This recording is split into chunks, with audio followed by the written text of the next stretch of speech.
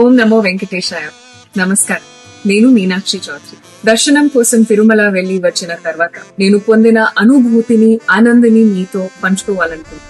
నేను తిరుమలకి చాలా రెగ్యులర్ గా వస్తుంటాను, కానీ వచ్చిన ప్రతిసారి నాకు ఇది ఒక ఫస్ట్ టైం లాగా అనిపిస్తుంది. తిరుమలలో గాలిగూడ గోవింద నామస్మరణ చేస్తుంది.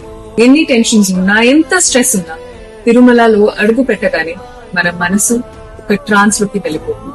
నన్ను నేను మర్చిపోయి ఆ గోవింద దర్శనం చేస్తాను.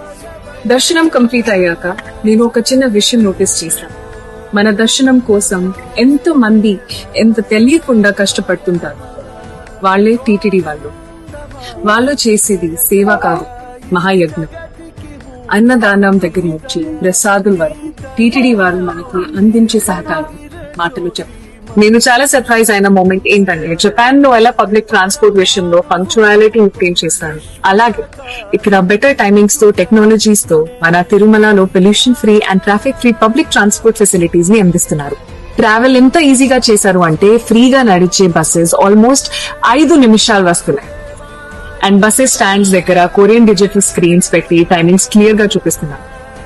నెక్స్ట్ బస్ ఎప్పుడు వస్తుందో తెలుస్తుంది. స్పెషలీ ఎల్డర్స్ కి చాలా హెల్ప్ఫుల్ గా ఉంటుంది. ఇలా టీటీడీ మన డివోషనల్ ట్రిప్ ని ట్రాఫిక్ ఫ్రీ రోడ్స్ తో, హస్సల్ ఫ్రీ దర్శనంతో ఎంత ఆనందంగా మారుస్తుంది.